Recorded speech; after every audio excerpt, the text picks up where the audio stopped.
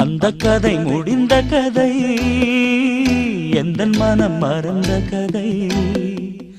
என்ன செய்ய விடுகதை போல் என்னுடைய பிறந்த கதை. காலங்கள் தான் போன பின்னும் காயங்கள் ஆறவில்லை, வேதனை தீரவில்லை. சொல்லிவிடு வெள்ளி நிலவே